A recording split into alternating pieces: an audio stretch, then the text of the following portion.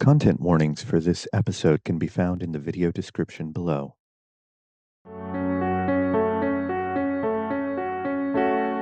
Hark now, hear the bells are ringing. Hark now, hear the dark tales singing. Hark now, hear our fates entwining. 'Neath the London moon so chilling. Hark now, hear the dice are rolling. Hark now, in the fog we're tolling.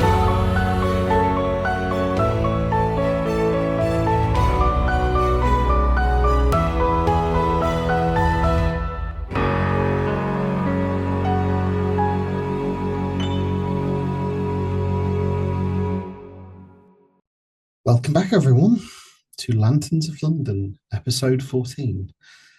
Last time, our lanterns all had conversations, revealed secrets, shared discoveries, which led them potentially to the trail to the missing Dr. John Watson, and potentially to the whereabouts of both Sir Alexander Founhope, a long-time adversary, or indeed potentially Dr. Algernon Serris, the doctor who they faced off against in the very first case they ever worked together.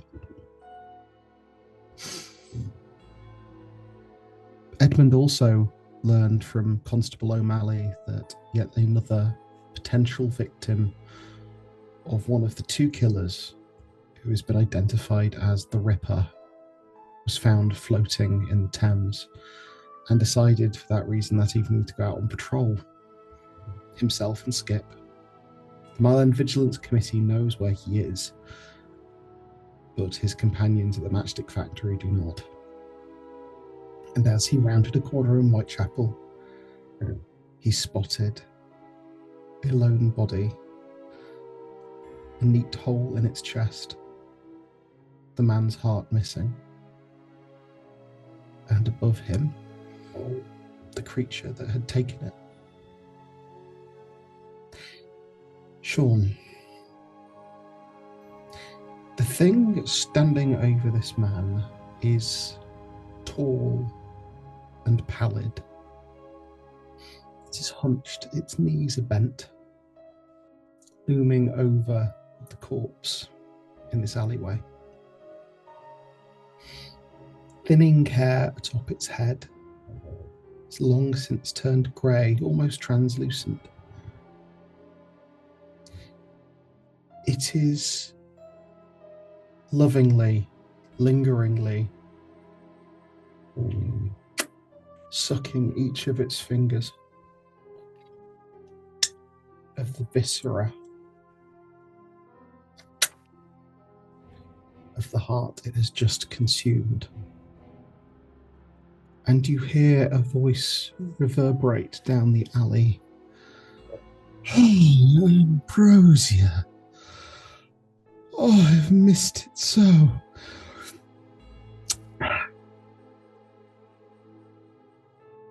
Skip is quivering at your ankle.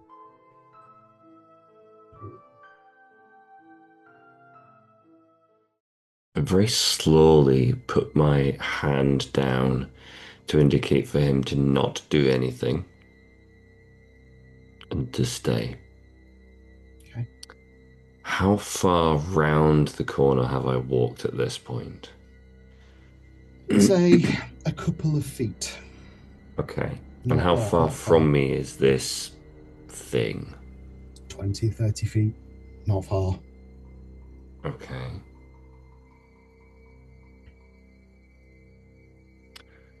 I'm going to very slowly put a hand in my pocket and pull out the bright wisp.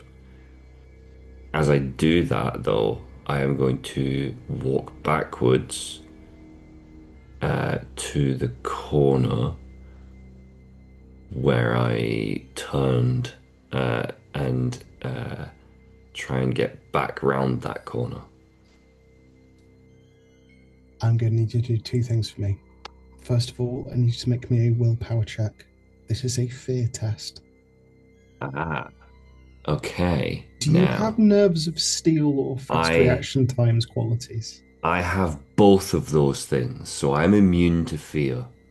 You're immune to mundane fear. You get Mundane you fear, get to yes. add a +5 bonus for the +1 from fast reaction times and the +4 from nerves of steel, Yeah.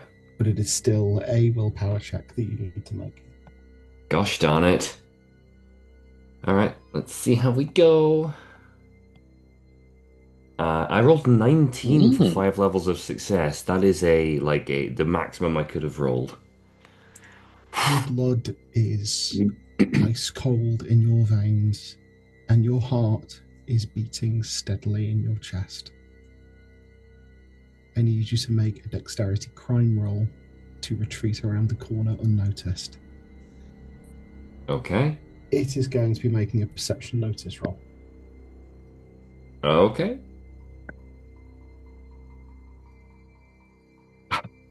The lowest I could possibly have rolled. I rolled a 6 for 0 levels of success. The dice giveth and the dice taketh away. Oh no. It rolled an 11 for 2 levels of success. As Okay. it cranes its neck, which looks much too long, it raises its head into the air. You can see its ears, its nose look atrophied and small, almost as though they've begun to retract back into its skull.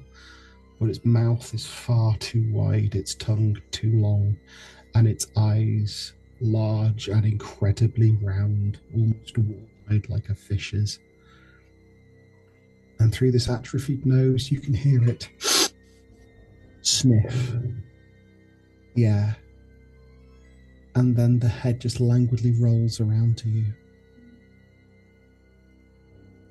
You smell like one of my angels.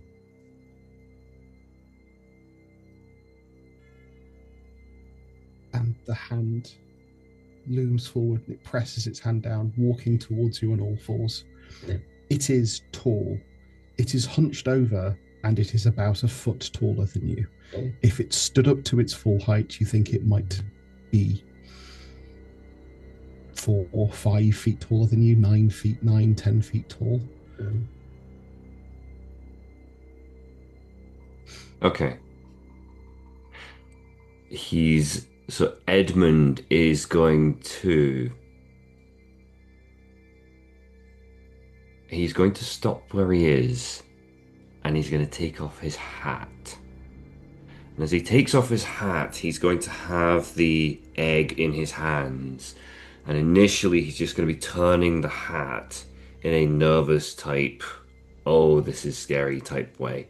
And very slowly back away. And he's going to say, oh, I ain't no angel, I'm afraid. I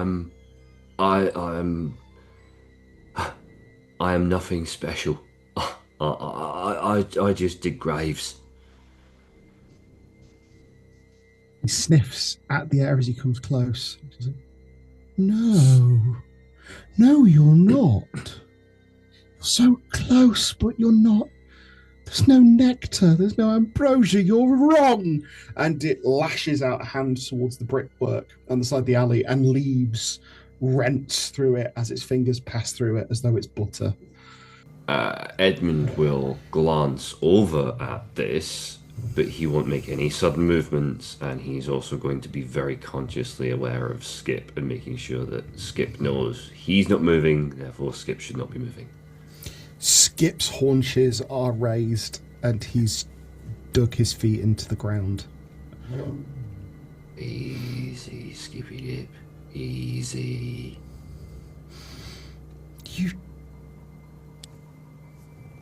And the hand starts reaching out towards you, and you can see the number of knuckles are wrong. The fingers almost prehensile and shifting. You're not ripe.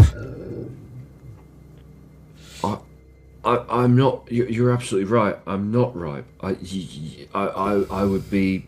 I suspect you would find me most unlikable were you to anything.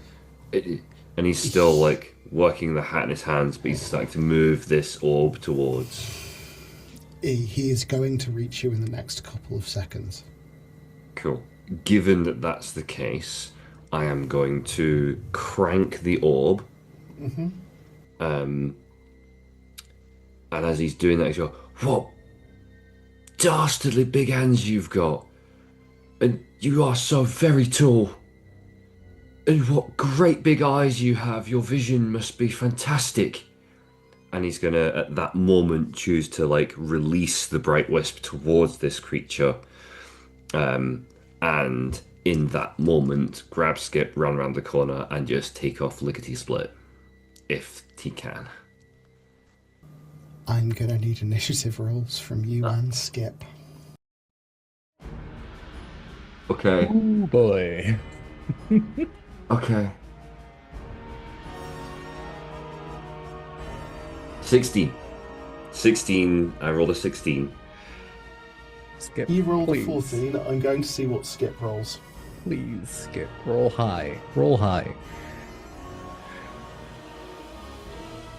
Skip rolled an 11, meaning Okay. you are first, then Okay. it's him, then it's Yeah. Skip. Okay.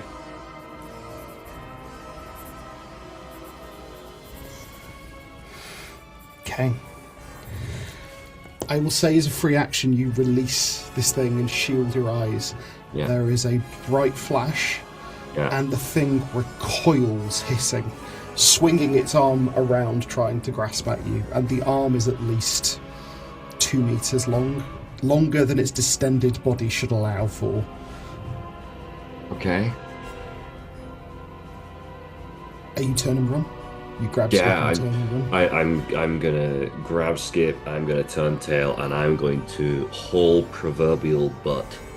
And as I do, I'm gonna start screaming from the top of my lungs, fire.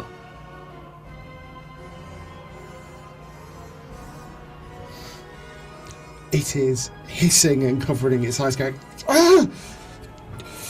How did you?" And it just. Make me another perception notice, Ron. God.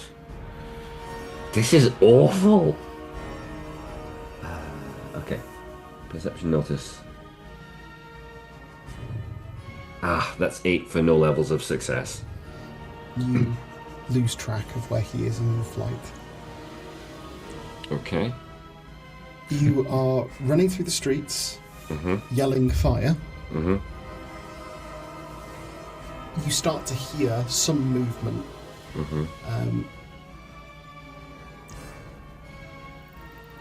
Several streets ahead of you, someone comes out of an intersection. You recognise it as a man named Eric, who is part of the Whitechapel Vigilance Committee. It is your go. What would you like to do?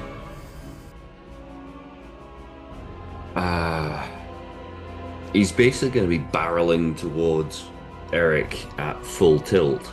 And as soon as he sees Eric and realizes who it is, he's going to he's going to shout, "Demon! Devil! Monster! Ripper!"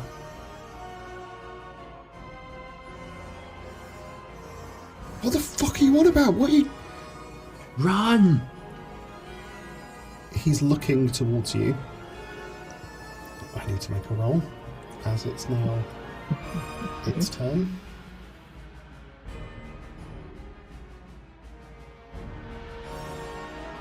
With a 15 for 4 levels of success and acrobatics roll.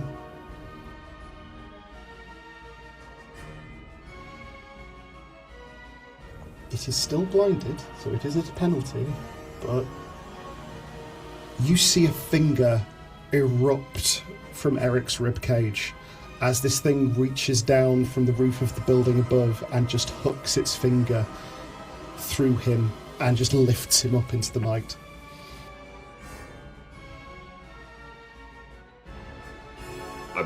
Edmund fully screams coming to a skidding stop, and he will run back the way he's been, away from that vision, away from that.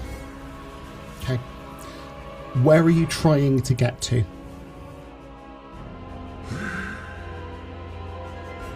I feel like it's too far to try and get to the matchstick factory at this point. I feel like he would probably make for the church. Reasonable.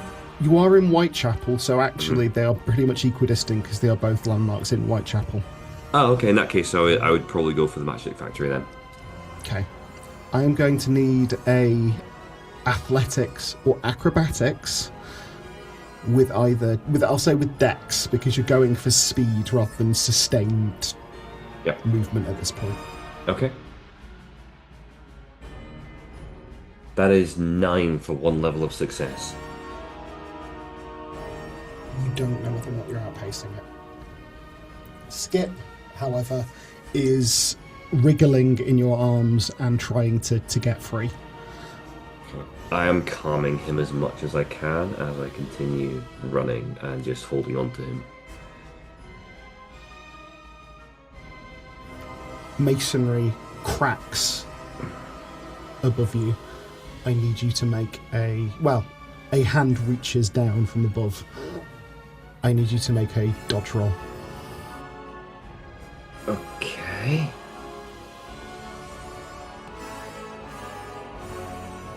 It rolled a 17 for 5 levels of success. I rolled a 16.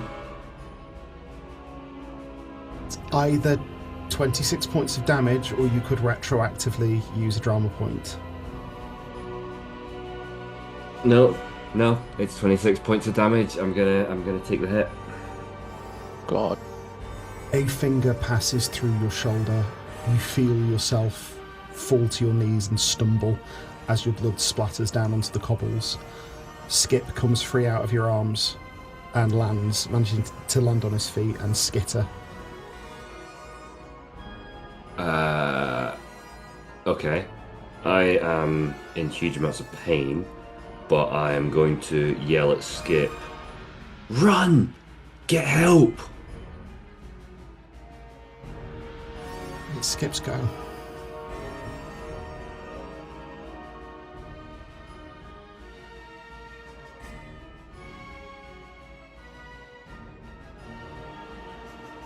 Oh. Skip leaps forward and clamps his teeth down on the thing's wrist and is just snarling and shaking, trying to hurt it. And you do hear a hiss of pain from up above. That will bring us to your go. Okay. Bear with me for a second. So, I'm on the ground. I have a hole in my shoulder. This thing is above me. Okay. I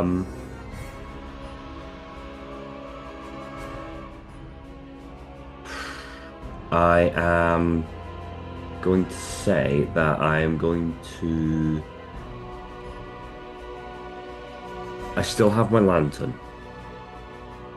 Okay.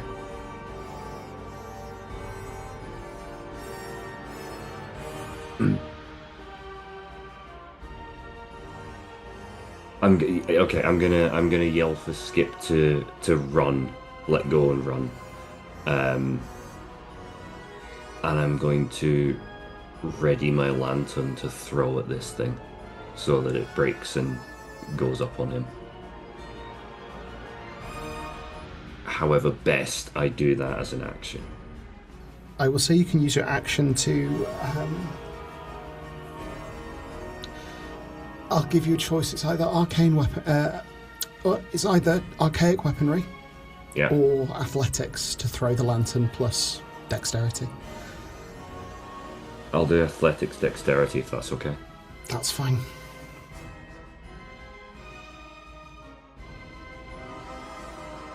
Nine for 1 level of success.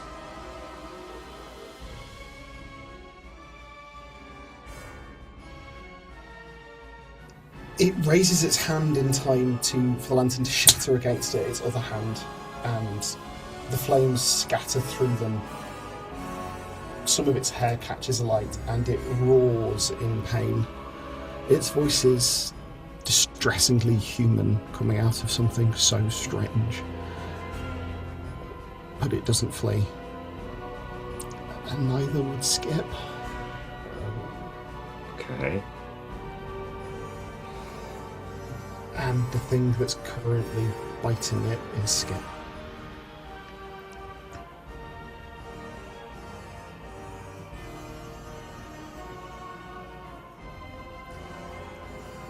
Going to give Skip a dodge roll, but it just rolled 5 successes for 26 points of damage. And Skip can't match it.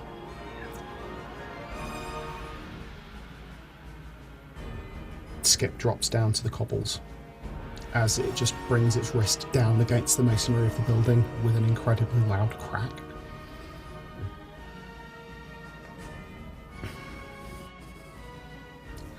I need to make another roll for Skip. Yep.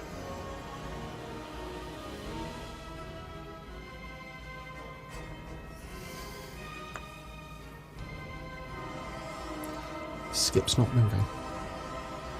Okay. The fire is on its skin and it is spreading. And it is seething, and it doesn't stop smashing the masonry. It's looking like it's lashing out in pain as it's just roaring in agony. That is more sound coming from nearby as people seem to be clamouring in the distance. In fact, someone somewhere starts ringing a bell. Can everyone else in the party please make me a perception notice roll?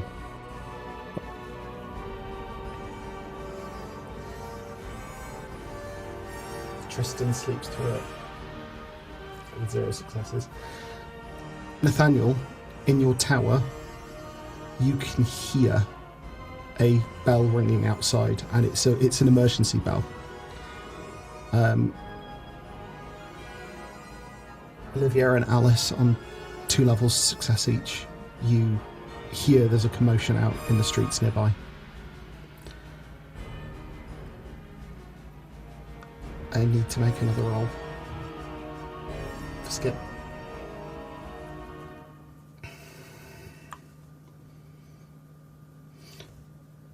Skip seemingly regains consciousness and gets his feet underneath him and is barking up at the thing on the roof. It is, however, your go, Edmund. The only thing Edmund is going to do.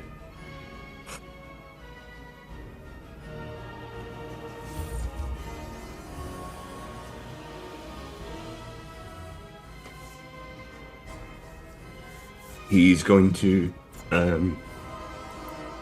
fucking hell. He's going to crawl and just, like, cat over Skip, so that Skip's under him and his own back is exposed. Okay.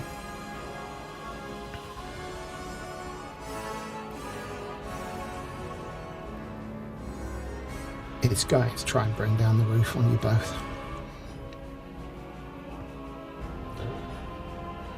I need initiative rolls from Oliviera, Alice, and from Nathaniel, please. Alice, you awake to hear the commotion outside. I will say the best you can do is moving towards it at speed.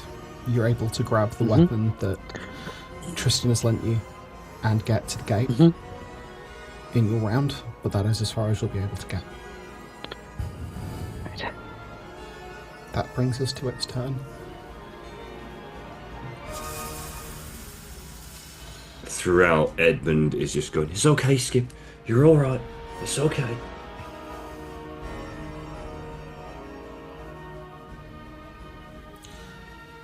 Both of you take 12 damage as the chimney breast above you just crumbles and falls.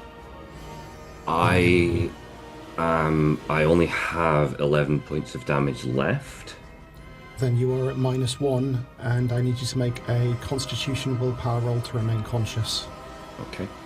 Skip is below -10 and is making a Constitution roll to survive. Okay. Constitution willpower, so that I click Constitution and then add my willpower to that, is that correct? Difficult. You click difficult next to Constitution, then add your willpower.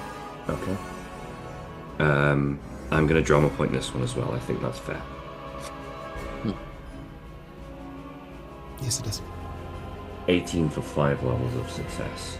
You remain conscious, but you feel the weight press down on you, and underneath you hear something snap. I'm really sorry.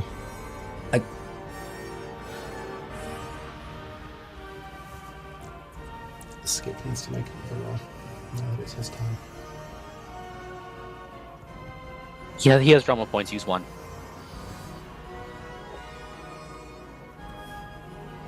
Skip rally.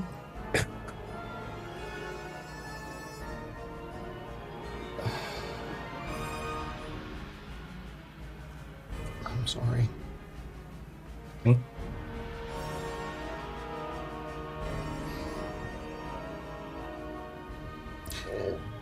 Nathaniel, what are you doing? Nathaniel's assuming this is a fire, so he's gonna go up to see what's happening from the bell tower. I need you to make me a perception notice roll. Come on, lucky eyeball. 8 those. 16 for 4 levels of success. There is a creature on a rooftop, nearly 100 feet away from you, that is currently slamming on the roof with distended arms, sending showers of bricks down, and below you can see what looks like Edmund. Okay, that's long range, right? That's long range, meaning you would be at a -5 penalty with your pistol. -2 because I'm -2 because you're a gunslinger. gunslinger. But remind me, is this a clock tower or a bell tower or both? This is a clock tower with a bell in it, yeah. Can I also ring this bell? I need people out there before I start trying to shoot. I would say you can definitely knock on the bell hard enough to cause a loud sound. I'm gonna knock on the bell. What do I roll for that? I will let you have that. You Okay. just, as you get up, you just slam your fist against the clapper that swings and hits the inside of the bell. Tristan, you can wake and you can roll me an initiative roll as you hear the sound of the bell in the building itself ring. Can I also yell down, get out on the street, Edmund needs help? Can I do that? Is that allowed or is I that will too let much? you do that. I will let you yell that. I will let others hear it. Okay. Thank you. That is not an action. Those are things I'm letting you have for free. Oh, really? Then I am still going to shoot. At a -2, but considering this is Edmund in danger, I'm going to drama point this. So that's a +8.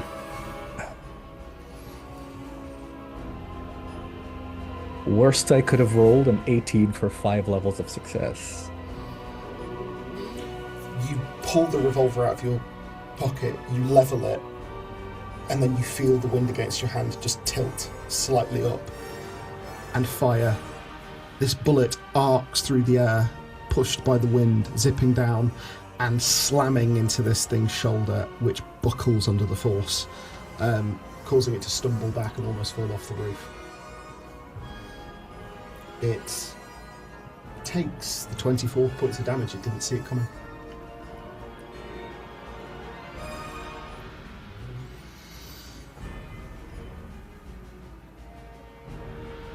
That would be Oliviera's go. You can hear yelling. I'm going to say it's relatively indistinct from inside the building, but you can hear yelling coming from above and the bell being rung and the bells ringing out in the city. How far can I get? You can get to the gate. You can see Alice ahead of you, wrenching it open. I get as far as I can. I've got I've got all my medical stuff with me. Edmund, I need you to make a Constitution willpower roll to remain conscious.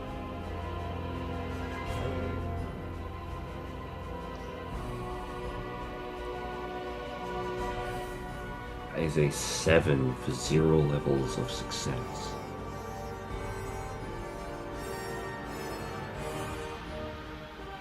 You have resistance pain, which would put it one higher, don't You you? have fortitude? I have fortitude, yes. That is to avoid death, that is not to remain conscious. Okay. You Sorry, go ahead. you're at -1. You are not in danger of dying at this particular moment, though your condition does need to be stabilised. You are, however, unconscious, as you just feel your vision is tunnelling in the dark, and then it's just, you're not there anymore.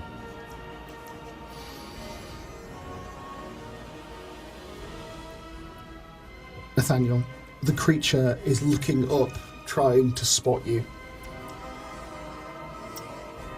It is going to reach, in fact, it's going to make a roll to see if it spots you first.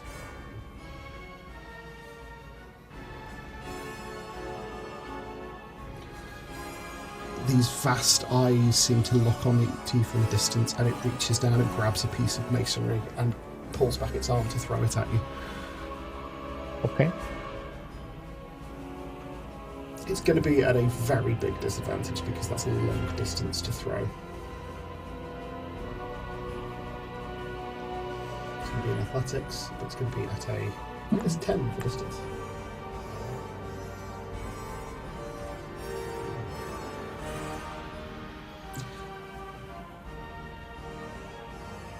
I need you to take 4 points of damage as this massive chunk of masonry just slams into the wall next to you, and you get showered with bricks and masonry.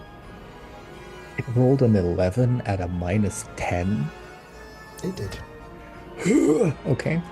Fuck me running. Unless you want to take a defensive action. They didn't give you... Do you have a defensive action? I could dodge. You could dodge. I'm gonna dodge. I'm gonna try to dodge. Let's see. I'm not good at dodging.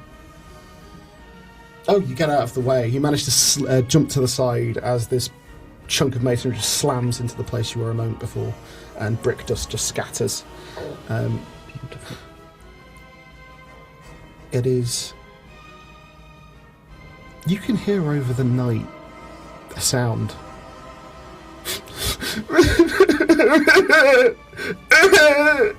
It's crying as it clutches at its shoulder. Why do you have to make it worse? It was already bad. Why do you have to make it worse? Have you met him?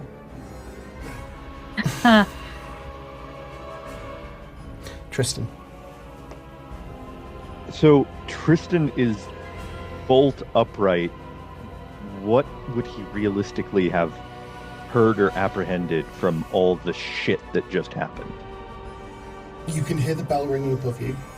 You can feel the building shake as something hits into it. And you can hear the sound of clamouring and ringing out in the city nearby as well. And you can hear Nathaniel yelling. In fact, maybe a perception notice roll to see if you can hear enough of what Nathaniel yells to get the context. 1 level of success.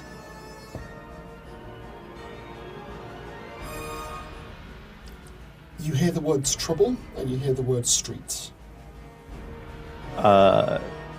Tristan is going to grab his cane sword because that would be the one that would actually be in his room rather than the sparring room. Question. Are there gutters on this building? There are. Tristan is up on the 3rd floor. He opens a window and he's going to try and parkour down. Please make me an acrobatics roll with Dex. You're going to need 3 levels of success to do this safely and quickly. 11 for 2 levels of success. And do I want a retroactive? I'm gonna. I'll retroactively turn it into a 16 for I think that's 4 levels of success, maybe 5. As rain starts to fall, you grasp onto this gutter and slide down immediately. This rain, the kind that arrives in a sheet, a wall of water, is plastering your hastily thrown on coat to your back. But you land, and you're able to see Oliviera and Alice passing out through the gate into the streets. Distantly, a flash of lightning illuminates a tall, bizarre creature on a nearby roof. We'll say everyone can see that, who's conscious and present. Behind you, you can hear Katrin and Margaret beginning to come to your aid as well. I've got a second. Is that my movement? Or is I will that say an that's your or- action. You can. That's your action. Your movement could be. Your action could be something else if you want. So if that's my movement, then I'll take another action to rush forward. I'll take both of my actions to rush forward. Alice and Oliviera, Tristan clears you as he's just sprinting forward with that preternatural gait. I'll say you can reach the street that this is happening on. You haven't quite got into immediate base contact, but you're near.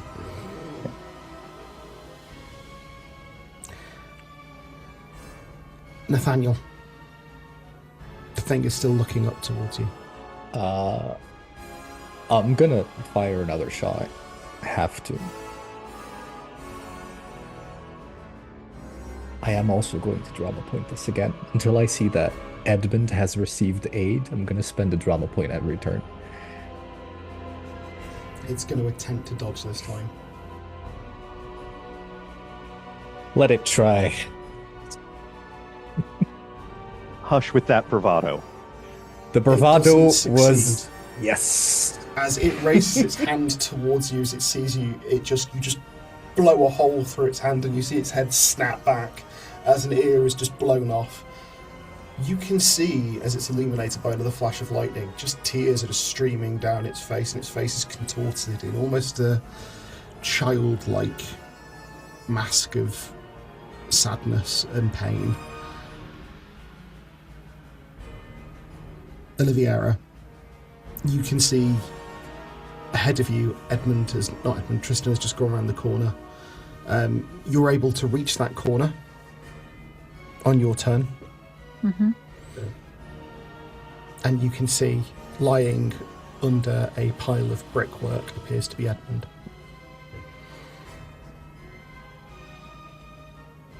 Is there anything else I can do? I'm going to say that's everything you've got to get that far. Okay. Edmund, you can make me a Constitution willpower to try and regain consciousness. Sorry. That is an 8 for 0 levels of success. I'm sorry, you're just not conscious. I will acknowledge I could drama point this, but that doesn't feel earned. It's the same reason I made the decision I made before. Yep. Alice, you are able to catch up with Oliviera and get to that corner as well, but you do have the additional action from extra dex. Okay, I'd like to get I'd like to try to get even closer. I will say you can get up to them, so you can get up to where Edmund is lying under the brickwork. Okay, do I have another action, or is that it? That is it. But you are there, and therefore able to make defensive actions, including maybe sheltering someone from falling brickwork.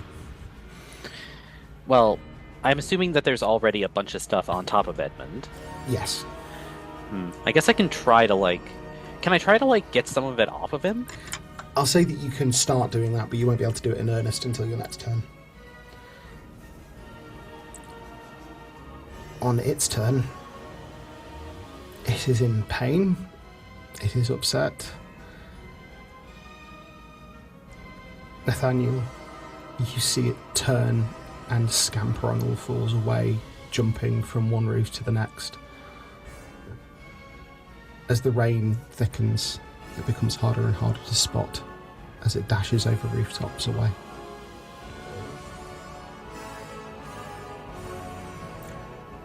I'm keeping us into initiative for the time being because Edmund is in dire straits. Tristan. Can Tristan get to Edmund? You can using one. Yes, you can do that using a movement. Yeah. So first one is going to be trying to grab him out of there. Do I need to do or roll anything or just... Make me a strength athletics. Could you also make me a perception notice? And Alice can do this as well as because you're both there. So 1 level of success for perception notice. 1 level of success for athletics and strength. Okay. Are you think I can make an athletics strength as well? No, perception notice. Oh, okay. Okay. 13 for 3 levels of success on the notice roll.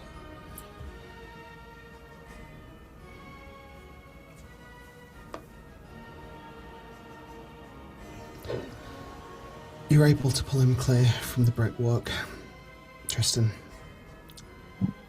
He's not conscious and he's limp in your hands as you do so. You can see there's blood on his front. Alice, you can see where the blood's come from. Skip is lying still and broken underneath him. She's gonna, seeing that Edmund's been gotten, she's gonna reach in as well and try and sort of pull him up. You're able to pick him up. He's very light. No. He's not moving. No. No, come on. She doesn't know a lot about this stuff, but can she try and make, like, any kind of doctor's roll? You can make me an intelligence doctor roll. I need you to be at -2 because you don't have any materials. Right. Okay, so that's...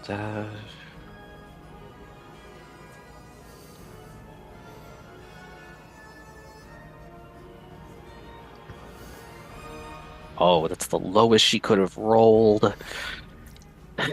0 levels of success. You don't know what to do. He's just limp in your arms. She's just gonna... I assume Olivier is nearby. She's gonna turn around and just look for her, and as soon as she sets eyes on her, she's gonna run up with Skip and just be like, "Is there anything you can do? Please, come on." Tristan, you have Edmund in your arms. He's rushing over to Oliviera. You able to carry him there? Nathaniel, you can see all of this unfolding from your perch. What are you doing?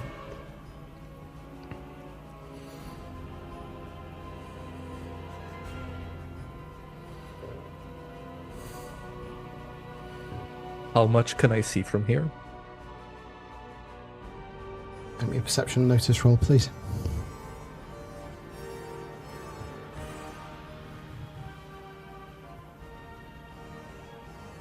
Two levels.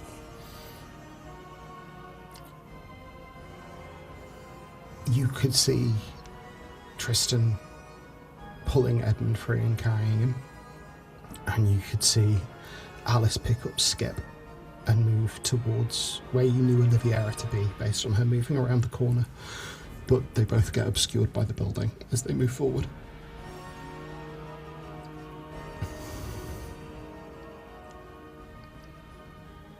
Yeah, if he sees that, he doesn't care about anything. He's going. He's all of his actions to get there. Okay.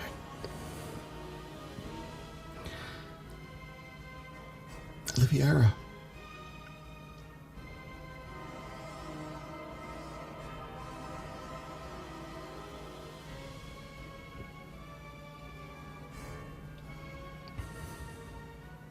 Who reaches me first?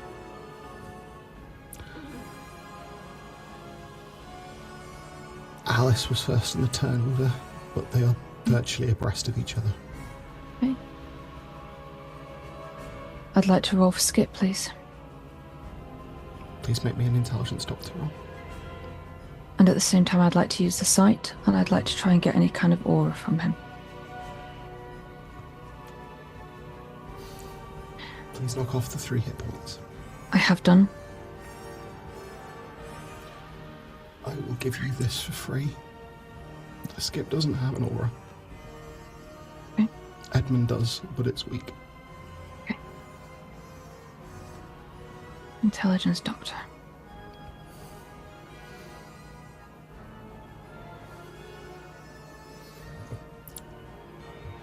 Retroactive drama point. On a 15 for, I believe, 4 levels of success. Skip doesn't have a pulse and he's not breathing. Is there literally anything I can do? No. Resuscitation hasn't been invented at this point, and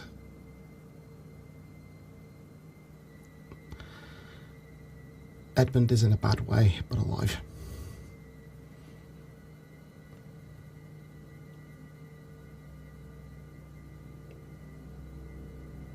I take my scarf. I wrap it around Skip like a blanket.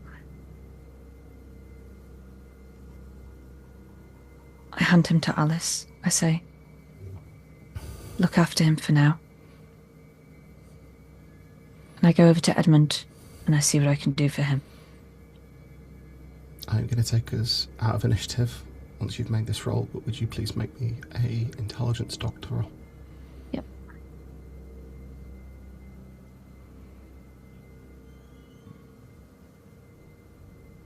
That's a 15 for 4 levels of success. Edmund, you are back up by 12 hit points. You are able to regain consciousness. Gasping, Edmund sits up and just goes, Skip! And looks around. Rain is starting to pour down. You can see there is a red-stained bundle of a scarf in Alice's arms.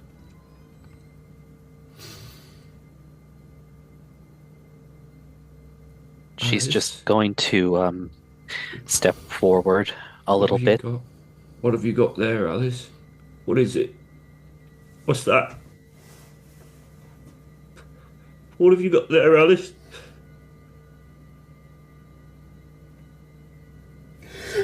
I am so sorry.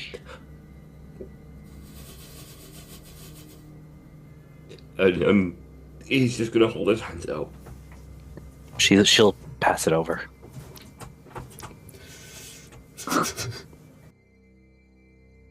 Oh, it's okay, Skip.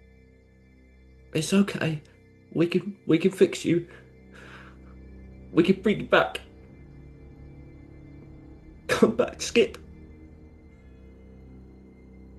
Come back. Don't go. Please don't leave me, Skip. Please don't leave me. And he's just gonna completely break.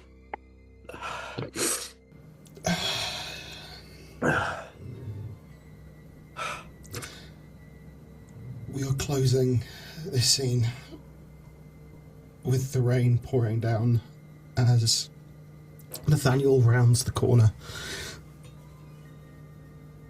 to see Edmund on his knees, cradling Skip in his arms.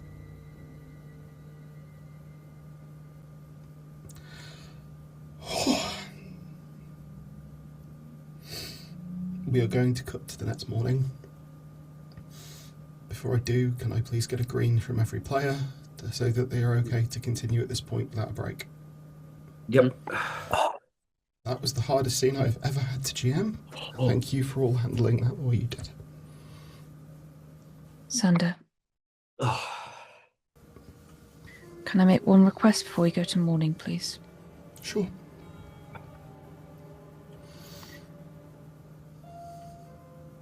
Oliviera knows that sometimes there are certain things she sees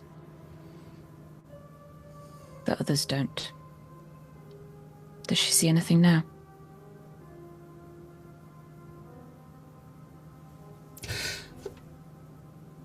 There's a really small bluish white light that won't leave Edmund's ankle. Like it's walking just 2 paces behind.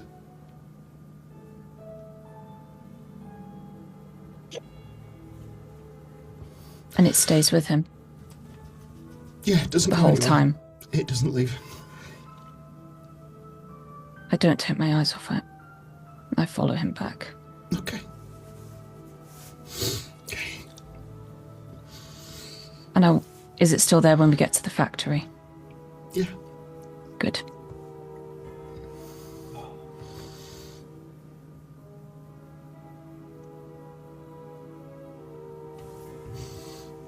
Thank you.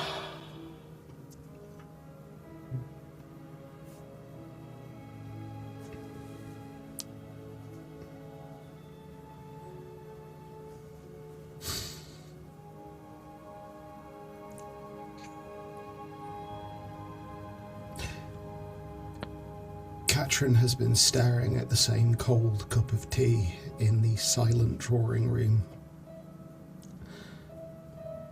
for half an hour. Edmund, where are you and Skip?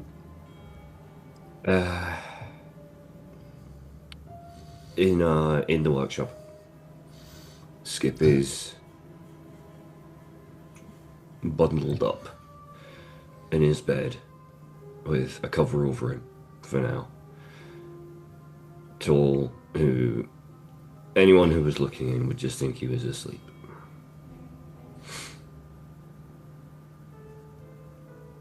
Tristan, where are you? Tristan is in the sparring room, and despite the fact that he has an entire room full of swords of various descriptions, he's found an axe somewhere on property and has just spent way too long chopping one of the practice dummies into splinters.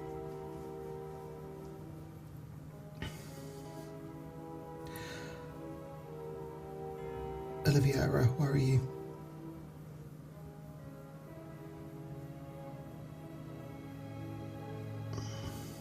Question: Where is Edmund? He's in his workshop, the outbuilding, on the matchstick factory grounds. If I were to look in there, what would I see? I'm going to say that because of the way the building is arranged, there are windows on the ground floor, but Edmund is effectively on the mezzanine. Mm-hmm. Edmund, would you be stood up at all? You can't No. see anything up there from the angle that you've got. So I can't see what I saw yesterday.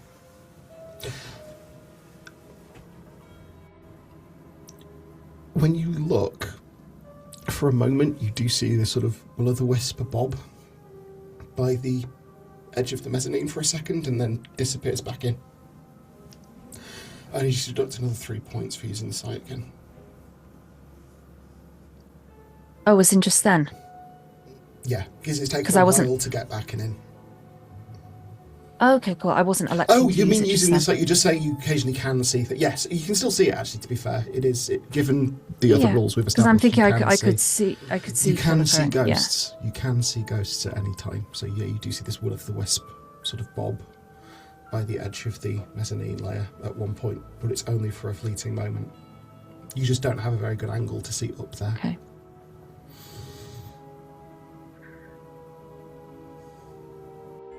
In the meantime, Oliviera goes to her lab and just thinks for a bit.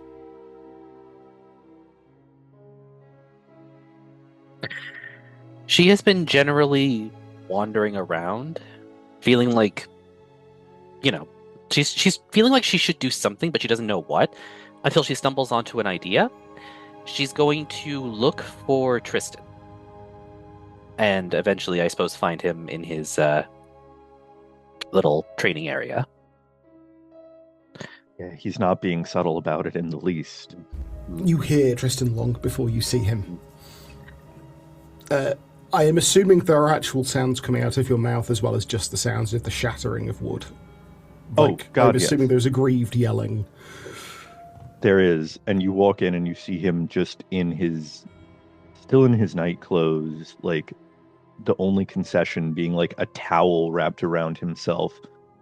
His black hair is just matted down by sweat and water as he just like stands over this crushed dummy with his arms now gone limp and the axe still just hanging from it by like the barest bits of his grip. Yes, I quite know the feeling. May I interrupt? The instant you say, yes, I know the feeling, you see his posture change without looking at you. And then he takes a breath and turns on you. And that's as much of a response as you get, is him looking in your direction. Are the eyes grey? No, No. they're normal. Okay. I apologize for the interruption. I would not normally ask this, but I should like to borrow a small amount of money from you. I have none of my own right now, and I was hoping to go out to a florist.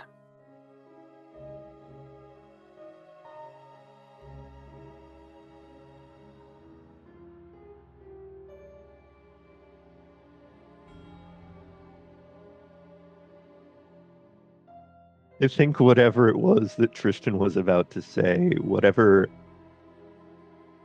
palisade of anger he had constructed just crumbles, and the axe falls down, and he just starts weeping down at his knees at the idea. Alice is going to move closer forward, but she doesn't like touch him. She's just like almost, and she kind of kneels down a little bit, so she's kind of like face to face with him, but not touching. I know.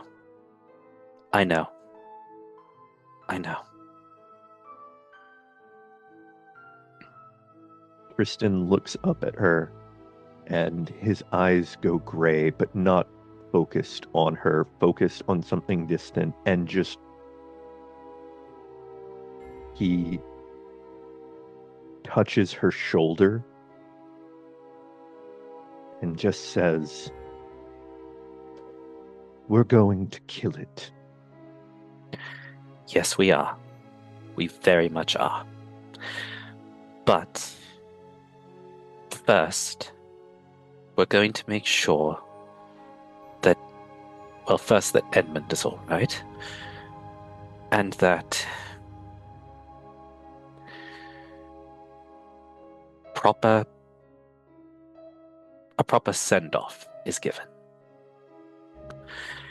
And then we will slaughter it. But not a moment before.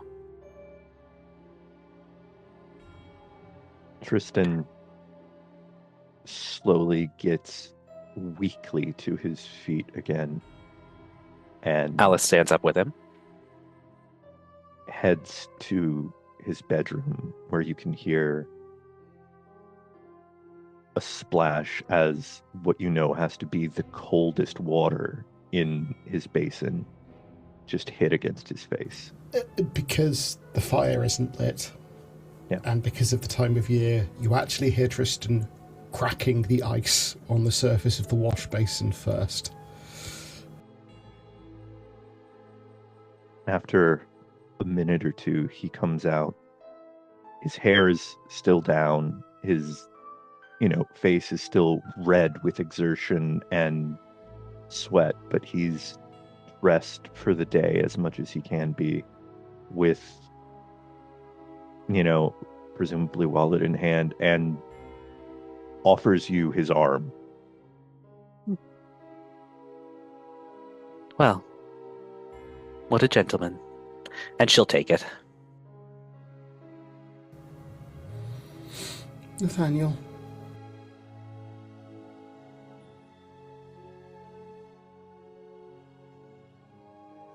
Nathaniel has been up in his tower, looking down at the outbuilding the whole time. Because he knows what needs to be done, especially what he needs to do right now, but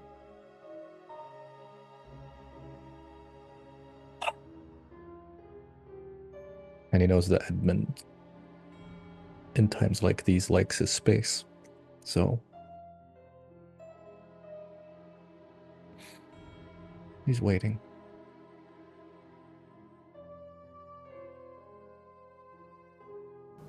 Edmund. As the morning wears on,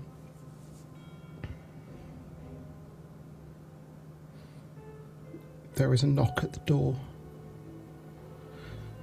Edmund, love, it's Margaret. You don't need to come out.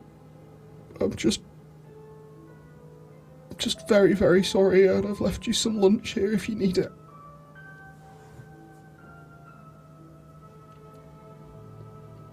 There's no response. However, later on, the door to the workshop is unlocked and then locked again behind him. And Edmund finds everybody, requests everybody go to the dining room where we all normally congregate. If that's okay. Yes.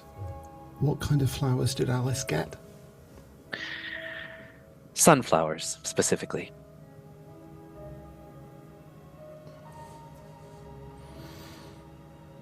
You're able to congregate in the dining room. You have them with you.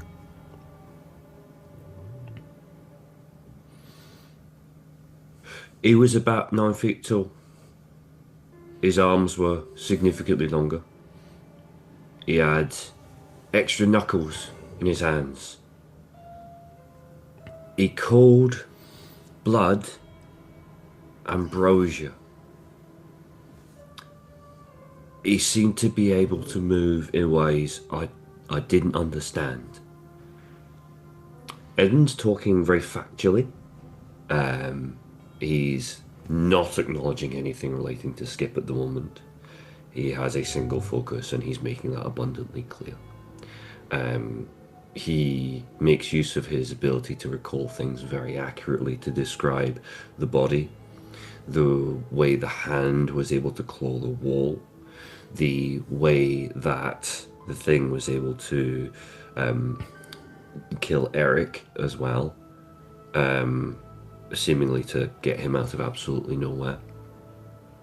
He is detached when he talks about wanting Skip to run and Skip not running and instead going to attack. And he will clinically and very detachedly discuss that the creature went for Skip even though it was burning and on fire. He recounts everything that happened. And when he's done, he's then going to say, so I think next best steps from my point of view would be to probably go and have a chat with this Lestrade guy, because it's probably this creature which is what got that guy that we fished out the Thames. So I think that's what we need to do next. Any other thoughts? No, that seems to make sense. He'll want to know the details of well, perhaps not the details, but he'll want to know, and he might be able to offer us more information. This is my thinking. I, it's a tall tale for anyone, but thankfully, at least as far as I can tell, there's physical evidence. There'll be the scratches on the wall, there'll be the corpse with the heart missing, and there'll be, oh, bless him, there'll be Eric as well. So, with those things, I think, and with witnesses such as ourselves, we're a diverse group, but we represent some real information. I think maybe there's a chance you'll actually listen. Katrin will speak up. I'll head to the morgue. I'll see what I can find there, if that's okay. Good idea.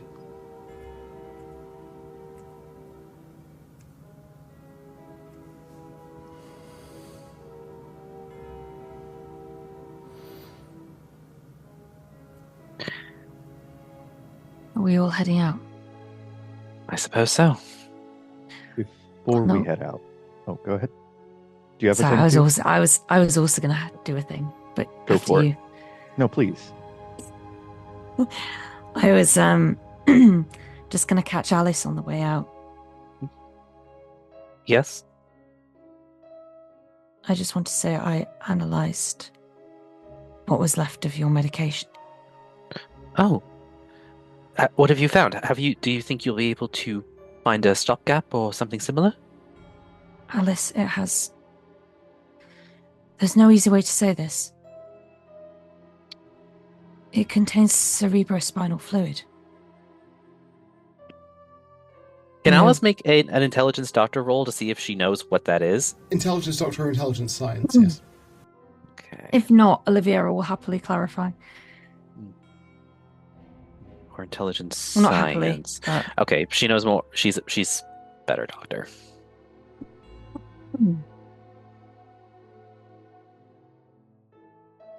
She doesn't know I have Jack. No idea. You know what spines are? Oliviera Parents have them. explains cerebrospinal fluid better than I would. Basically says along the lines of there is a fluid that interacts with the brain and the spinal cord, and can be found surrounding those, and that is also. Am I correct in assuming that is what she extracted to create the plates? It was, wasn't it? Effectively that, combined with some effectively liquefied tissue from the visual cortex, yes. Cool. Yep, so she adds that. And that is essentially combined with certain stimulants. That is what you have been. There is no ethical way to get hold of this. And I very much doubt if there are many safe ways. If I'm perfectly honest.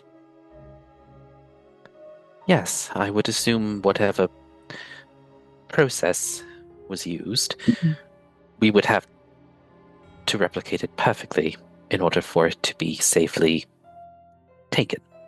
Yes. It's possible there may be a synthetic alternative, but Well, if you can manage that, I would be grateful. If not, well, we'll look into alternatives. yes. Thank you for telling me. It is, let us be careful and say unsettling to learn. Of course. To begin with, I don't even know how she would. I never saw anything in the school that would suggest. She must be getting it from elsewhere. Well, then the question is, who's supplying her? Well, I don't want to jump to conclusions. But given how Dr. Saris has had his fingers in every pie we've seen so far, it would not surprise me to learn he was behind it. Especially... She's going to lower her voice a little bit, and I am only going to tell someone else this later. But When I first met you all, I'm afraid I was lying then too. I was not visiting Dr. Whitlock to check on him, as I said. I was there to surveil his flat, in preparation for killing him. Huh. It was a note that Mrs. Ratcliffe gave me. She said he had been looking into things, sticking his nose in, as she put it, where it did not belong. I think that if Dr. Saris was aware of Dr. Whitlock's work as well, then I think it is possible there is a connection. Perhaps He'd see him as a threat. both of us saw him. Well, not us, but she and he saw Dr. Whitlock as a threat. Perhaps they were working together, perhaps not. But I cannot help but feel that there may be a connection. I cannot help but feel that this man may be responsible for pretty much everything we've encountered so far. I cannot help but wish we'd killed him when we first met him. I know I'm supposed to be turning away from that sort of thing, and I am. I'm trying. However, you understand. If you ever need a gun. Well, I'm not as skilled with them as I am with a blade, but if need be.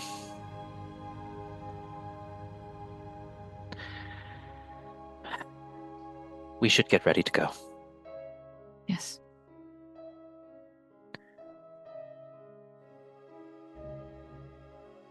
Kristen is going to try and find a moment to gently, but firmly push Edmund towards some side room. He's starting to babble a little bit. I should think that the subterfuge was a little transparent anyway, and all sentiment aside, there's a matter of practicality. I had hoped to leave this for you last night, but it is bitterly cold today, and we should just focus on the practicalities. And he hoists a brown paper parcel into his hands. It's soft and clearly whatever's in it is just bundles of fabric.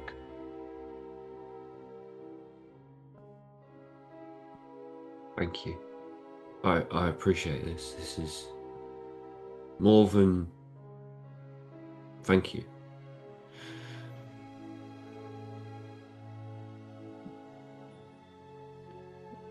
Tonight, I'm going to the churchyard.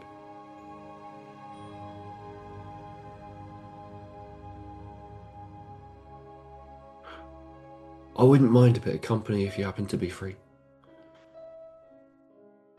I have nowhere else that would ever be more pressing. Thank you.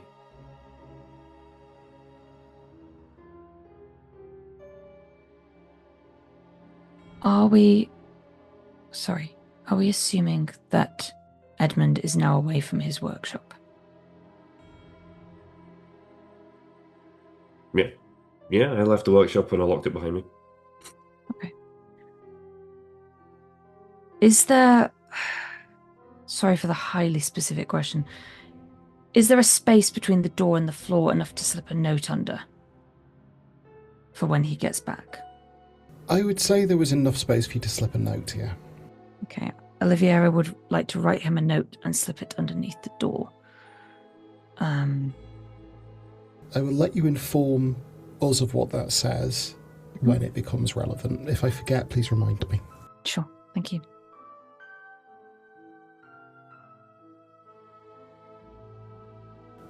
You're heading to try to find an Inspector Lestrade, is that correct?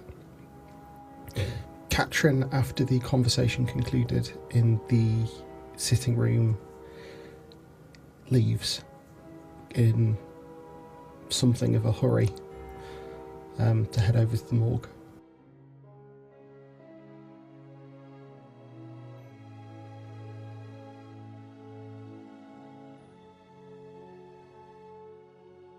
The City of London police station that you find is hectic. It is busy. People are coming in and out of the doors. People are being dragged in by peelers, by police officers. When you arrive at the front desk, there is a harried-looking desk sergeant sat there. What can I help you with? He has a slightly walrusy blonde moustache and thinning hair. Yeah, we're looking to talk to, I'm not sure if it's a detective or if it's a Sergeant Lestrade. I'm afraid I don't know his first name. He's an inspector. Inspector Lestrade. That's the one. What's this regarding?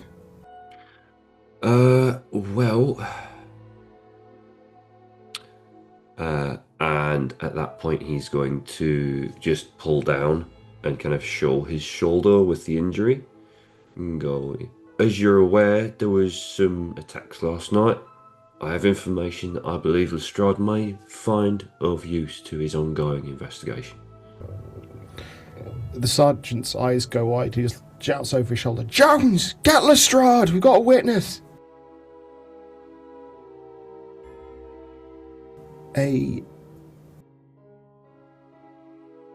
You are very quickly pulled into an interview room by a man with steel grey hair and a well-maintained moustache, though the beard, what would clearly usually be clean-shaven skin on his face has started to break out into stubble, and the bags under his eyes belie days without sleep.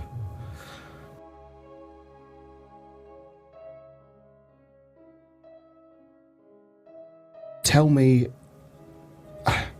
I am Inspector Lestrade. Nice to meet you. Pleasure. How'd you get that? Well, have you, there was a gentleman, I give the street name, who was found, I believe, there, and the wall was unusually marked near him, if I remember rightly. Was it not?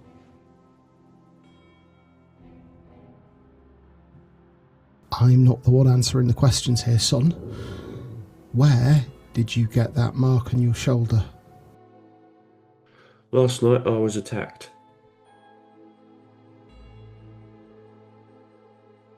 Thing damn nearly tore me in half. Thing? Yeah. Thing.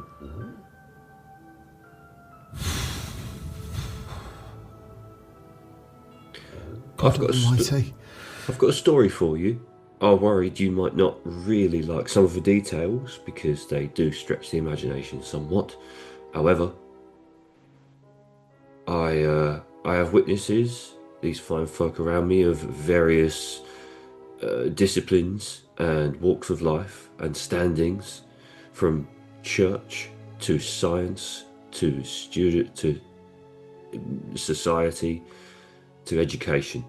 They will all back up what I have to say to you. Tell me. And he proceeds to relate all of the events, excluding any mention of Skip from the story. Make me a willpower influence roll. I'm giving you a bonus point for every other member of the party, meaning you get a +4. Cool. Are we essentially ganging up? You're effectively ganging up socially, yes. I would say you would usually get a penalty for being an outcast, but in this instance, I'm not applying that because it's not really relevant to whether or not you're believed. Yeah. So I've brought people who are Yep. disinclined to support the lies of... Given his state of mind, I'm going to say that he is able to communicate this with such conviction that it merits a drama point. Certainly, that's perfectly legitimate. That is 22 for 6 levels of success. Try me, Lestrade, I dare you.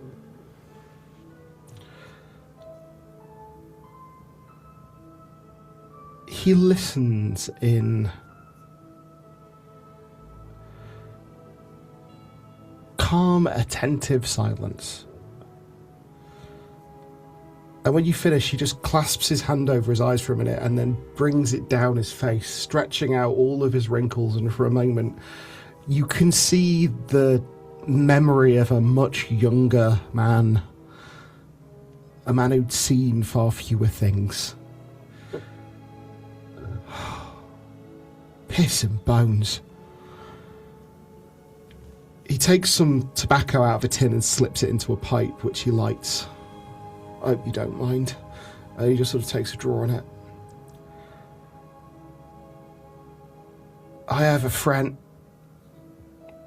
I have an acquaintance who I wish I could call on right now, because he'd be able to tell me all the ways that was wire and fish hooks and smoke and mirrors.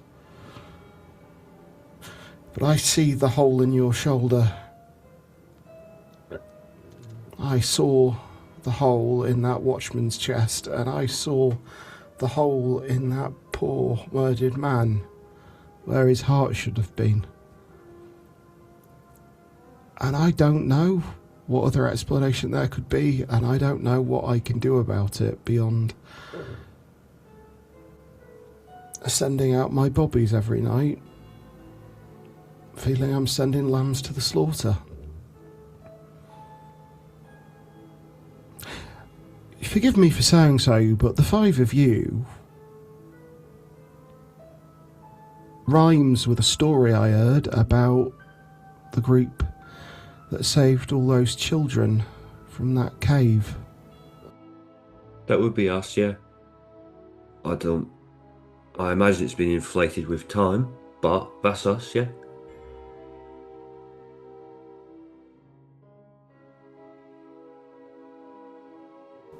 Also matches a little bit with the group of people he brought in a wrong and not that long ago, one I had to let go.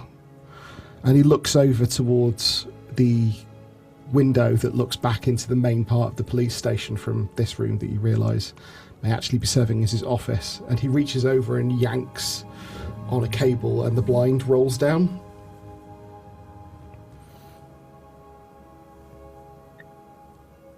Yes, I believe that was also us. You regretted doing that?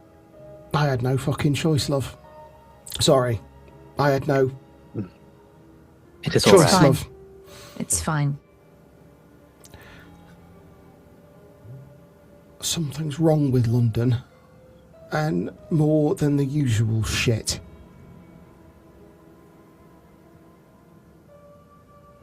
You're not wrong there. Best person I know to deal with it I can't find.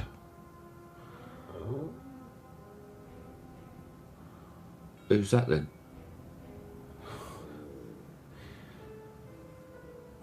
The arch-explainer-in-chief, Sherlock Holmes. The one who makes me feel like a fucking dunce and enjoys doing it. But these problems are the things I would go to him for. I can't now. And I don't know the first thing to do. But you've dealt with stuff that had us scratching our heads. So if you've got advice, I would hear it.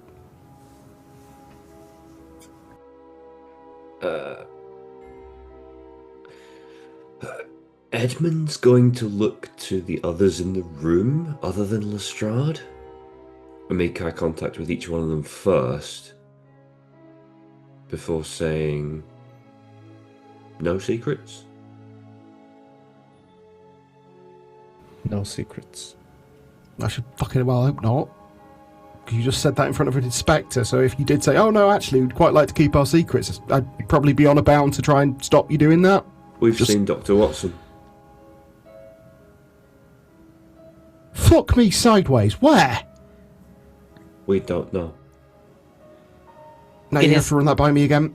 It is difficult to explain. Yeah, if you thought this story was a lot, the next one I'm not even going to attempt. Someone else can try that one.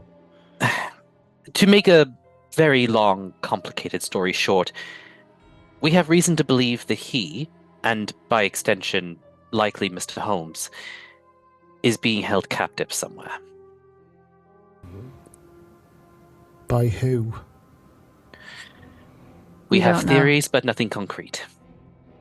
We received photographs, so to speak, of a man greatly resembling Dr. Watson being held in a straitjacket and buckled to a table.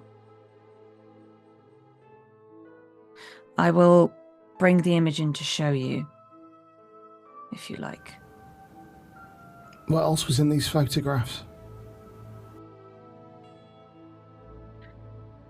Does out of game, would Oliviera be able to recount them all, do you think, with the accuracy that is needed? Or is this something she would probably turn to Edmund for with his excellent memory? I don't believe Oliviera has the perfect recollection quality. No. In which case you would probably need to turn to Edmund to be able to give Yeah. a perfect recollection of them. Fine. I described them exactly as they are described in the handout.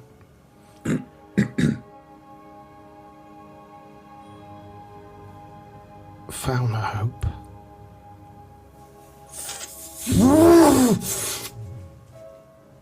And the doctor. He's the one that got Ceres. Yeah. Well, Well, there's that suspicion. Yeah, it's nice to have confirmation. Working if for nothing them else. fuckers. So you've had dealings with Found Hope before then? Not me. He just points upstairs. God? Tristan, He sort maybe of not points now. the pipe at you. As though it's some sort of threatening weapon. I'm just pointing out Tristan does have the clown quality. Or flaw. I'm aware.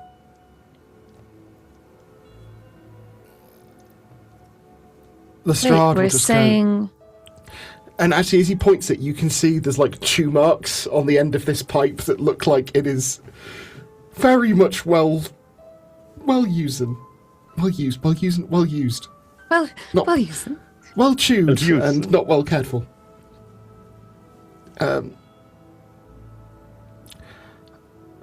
Billy Big Bollocks upstairs. The people who are more important than me and get paid a lot more money to be more important than me. Commissioner is my understanding of where those particular instructions came down from. And I wouldn't be surprised if they came from further on high than him. Wait, we're saying that the upper echelons of an institution is corrupt? Alice is going to mutter something under her breath. I don't know if, anyone wants to make, a perception notice roll to hear that. You know what? I absolutely will. It's what I do. It's what Best I roll live for Tristan, two success levels. What does Alice Let's say? give it a go. She's just she's just muttering, I am stunned, I say. I'm glad you rolled I'm the going to say same Lestrade vibe. doesn't hear it. Lestrade doesn't hear it, but he does point the pipe. The pipe slowly migrates around to Oliviera going, you remind me of a particular man in a way that really isn't a compliment.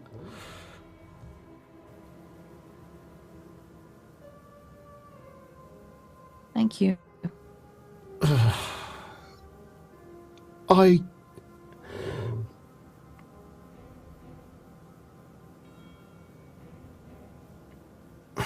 He sort of deflates, and you can see that whatever anger or energy was suddenly animating him just isn't enough to sustain him very far. I'm fucked if I know what to do. You said bullets hurt it. Fire too. Then I can put bobbies on every street corner, 2s and 3s. I can flood Whitechapel with bodies. But I don't know that we can deal with something like that. I don't know there's anyone in London who can.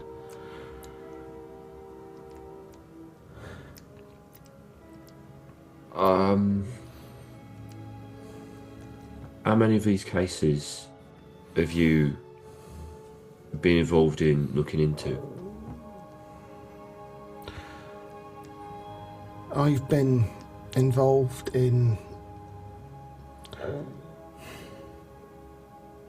for a few years, looking into Ripper murders, the murders that I always thought weren't. They're different. A knife can't cut through cobblestones as easily as it can flesh, but some of these murders, the scratches went deeper than just the body. It's something about it was unnatural. Even Sherlock, he went away with this, oh, fascinating, I must go and look into all the... But he was stumped. And he doesn't get stumped. He's always got some clever, obscure bit of knowledge that'll explain something away, but knives can't do that. He is a man of logic. And unfortunately, I think what we are dealing with is, let us say, illogical. That's a word for it.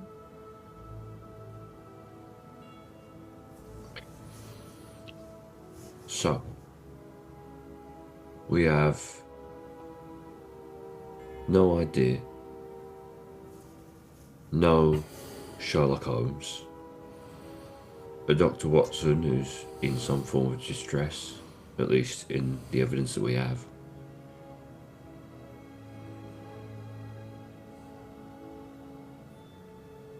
I don't know where to go next. We came to you hoping you would be our next leap, if you will.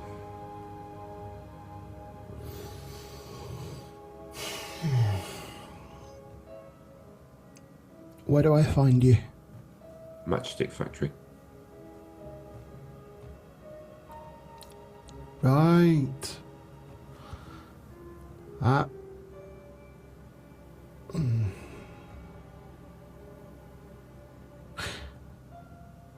I had heard someone came into it when Sir Wright died. Yeah, that'd be us. Mr. Wright. He willed it to us. He was a good man. Met him a few times. I knew people who worked with him, worked for him. He was a decent sort.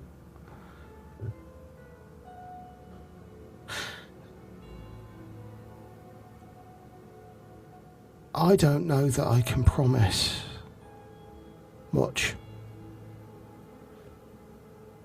What I can say is that if my boss's boss's boss's boss is working for these fuckers and pointing me in the wrong direction and not letting me do my job, well, it's an old-fashioned idea, but I think a copper's job is to look after the people. So, if they're not going to let me do that, well,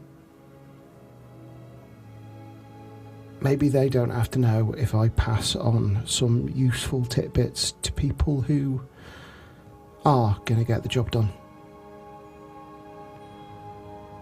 And if you can do the same and make sure I can keep my lads safe, I would consider it a favour. Of course. It didn't make much odds to me, but lanterns.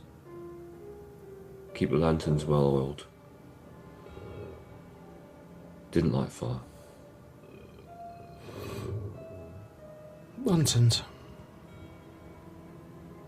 Good to know.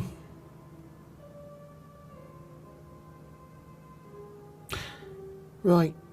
I'm going to kick you out of my office now and try to make it look like crazy people. Does that sound good? That's fair. One more And- thing first. Oh. Speaking of favors, any chance of access to recent crime scenes? Which ones do you have in mind? Anything from last night? Well,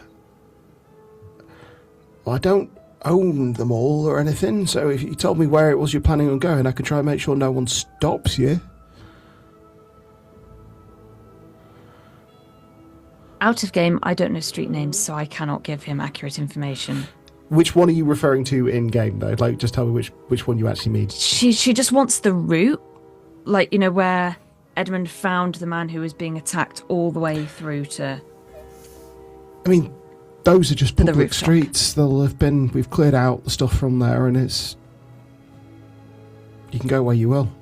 No one will stop Amazing, you. thank you. Good to know. No. Do you have That's an it. address for this Sir Fellowhope? So Fauno, he's got an estate, is my understanding, somewhere out in one of the posh bits, but I don't know it. He might probably keeps a townhouse in Mayfair or Kensington or somewhere like that. But We'll find as to him. where, I don't know. And I'm not going to go and ask. Of course not. I mean, if someone had like a... Xander just needs to remind himself of something, because there's a specific book that does have details about stuff like estates. Oh, yeah. Someone has this very specific convenient book in a bag or something. In their bag of holding. Bag of holding, question mark? In their Batman's utility belt of a book bag. I'm sure I have If no only we idea had a what you're walking referring to. library with us. None whatsoever. Or maybe someone in the employ of a very wealthy person could ask around, like, hey, do you know where this person lives? Oh yeah, no, he's Oh. absolutely gonna get it for you, but I try and think what it's called. It's a specific name, and it's not ringing a bell, and it will frustrate me. But essentially, there is a specific book that does have things like. Oh. Yeah, it's going to drive me nuts, but I could try No, to Google it, I couldn't haven't. find it. it's like a public registry. It's like a public registry specifically for titles, and sometimes estates and details like that. I may know a person who may know these things. You may. Yeah. To be fair, it would likely have titles and the origin of those titles, but it might not have the street address of where you could find their house for obvious reasons. But If Tristan were to reach into his satchel, I mean, yes, you would be able to pull out a copy of this particular book. Flipping through, you'd be able to find out that Sir Fownhope was knighted some 20 years ago by Queen Victoria for services to industry and the realm. But it does not have any details of his specific address, though it does have his livery. and what is his livery? It is a dagger upheld, a very strangely it looks like a shield with a cog effectively on the front. And actually, give me one moment. And a heart. Not a heart. A tuning fork.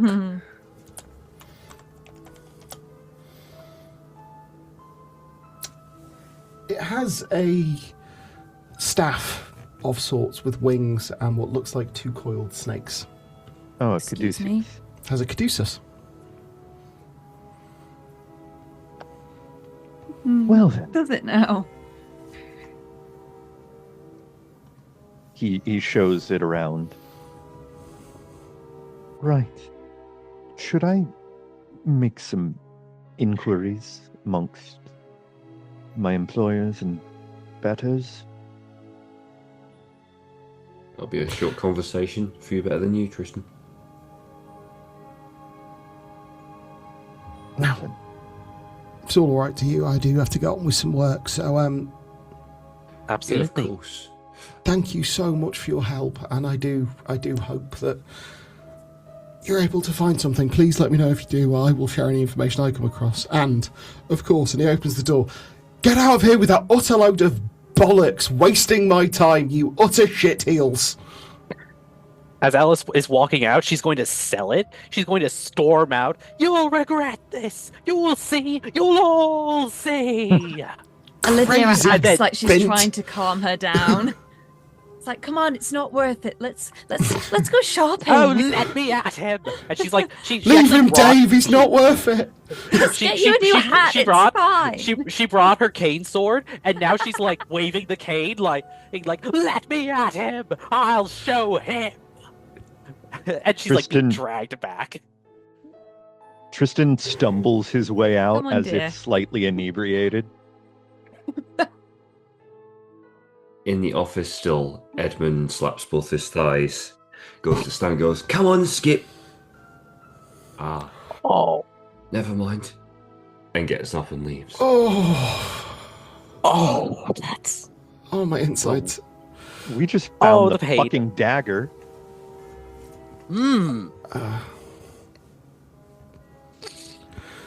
How's Nathaniel selling this, or is he not? Is he just walking out the lone priest amongst the Walking out blue nutcases? sober. I think he's walking out, and if people I'll pray for them. like look at the group, or specifically at Nathaniel, he's going to give them the meanest glare he possibly can. That's it. Someone is just staring and then gets to you and just looks back down. Where are you headed next? Back to the factory? I was going to go have a gander at the It would, locations. from yeah, last it night. would make sense. Absolutely to make our way take the back. route Yeah. through there. Yeah, So, Edmund's gonna keep a bit of a distance while you guys do that. He's gonna just keep a little bit of a distance.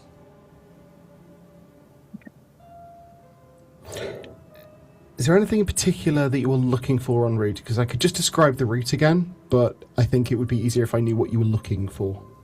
Oliviera wants to get any kind of sample she can that might be able to tell her more about this creature, whether it's skin, whether it's hair, whether it's sketches of its handspan, whatever it is. She wants to try and Make me a perception Gather. notice roll, please. perception notice. Anyone else making any other investigations? Come your way on. back? That's a 12. Is that submitted? Did that work? I cannot tell. I can see the first one you appears to have made is 2 levels of success. Okay, and then there was another one for 3. I clicked the thing and it was still coming up as, here is your little box with a 0 modifier, so I clicked it again. It's okay. Dealer's choice. Yeah, I'll take the 2. It is the first Yeah. one. That was weird. You're able to get the handspan, things like that, but it is very much you aren't able to find any samples of it. Clearly. Okay. At the end. Anything further? Oh, sorry. Oh, No, you go first. Mine is at the end of the route, so anything you want Sure. to watch in between that is. I had a thing, but mine is during. So, do you want me to? I'll check with a. So, let me go through this in order. Oliviera, do you want to give me what your question was, and then we can go from there? It was just going to be like towards the end of the route where the creature was on the roof. Is there anything in terms of where hair was burned off, anything like that? Anything I can see on the Not on roof? not on 2 levels of success, unfortunately. No. Okay. Nick, No worries. during what's Alice doing? She's not looking for anything regarding the creature, but now that she's kind of like a little more clear-headed than she was this morning, she's actually going to be keeping an eye out because she's a little worried about people from the school seeing her and knowing who she is. So she's like keeping an eye out for anyone she might recognize or someone who's wearing like the kind of clothing that people at the school wear, anything like that. Maybe perception notice roll. I feel like we should just get you a soundboard of that. Probably. Save you the effort. Oh, fuck me. You don't spot anyone. Tristan, anything for you en route? Tristan is mostly just hanging back near Edmund, and vaguely looming in such a way as to obscure certain parts of the... Edmund is immeasurably appreciative of that. Anything else from Edmund en route? Not a thing. Edmund is pointedly not paying attention to these areas. Nathaniel, you getting towards the factory? Well, it's at the end of the route. Okay. Yeah, I mean, the end of the right is right by the factory. It's round the corner. So I saw in which direction the creature ran off. Mm-hmm. I want to see if there's any tracks, because if it can claw through buildings, if it's running on all fours, I think there might be scrapes in the pavement. They wouldn't be on the pavement because it ran across the rooftops. Then damage to the rooftops if I can see it. I would even climb on a window or on a roof if I have to. Maybe a perception notice. You can see some of the roof from below. Do I get my +4 for elementary observation for this? Yes, okay. Thank you. 13 for 3 levels of success. There do appear to be some, but they are few and far between. It would be a very difficult trail to follow, particularly given you'd have to go up and down roofs, and it would take a long time if you were able to follow it at all. You don't know how long it would go for. Difficult, but not impossible. Could I please ask a question about this creature and what anyone might have observed of it? What was it made of? Flesh and bone, as far as anyone could see. It just looked like a very strange, distended and malformed human. And you said it was crying at one point. Yes, Ugly, when it crying was... like a toddler. Yep.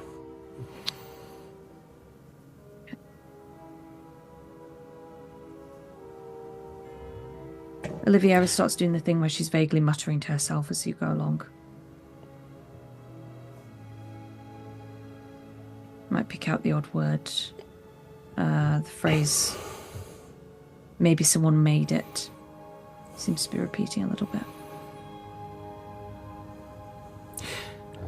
You arrive back at the factory, come in through the main gate, and are walking towards the main building of the factory.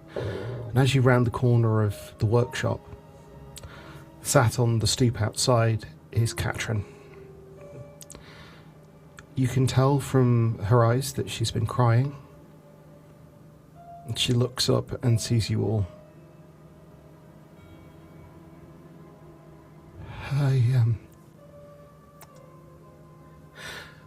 knew him.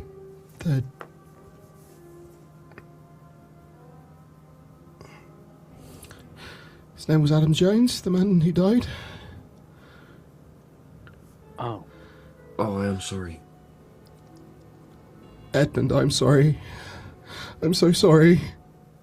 What are you sorry for? There's nothing to be sorry for. Edmund, Adam had a heart condition. The same one your mother had. I treated it. I used magic on his heart. And that is where we will end episode 14 of Lanterns of London. Oh, dear God.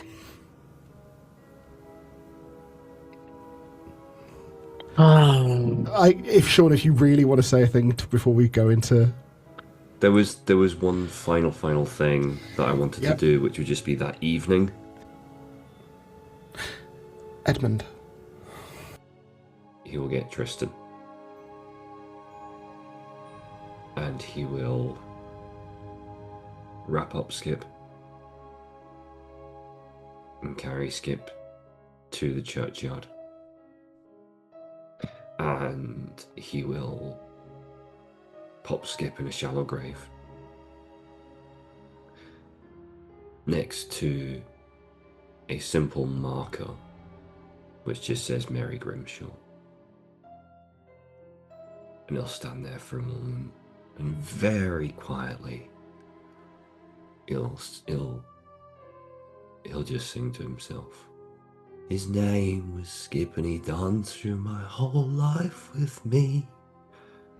More than a dog, he was my whole family. Now he's gone to dance for our good Lord above.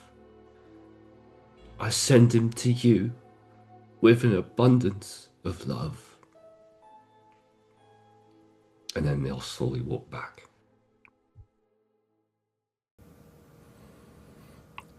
And that is where we will end episode 14 of Lanterns of London.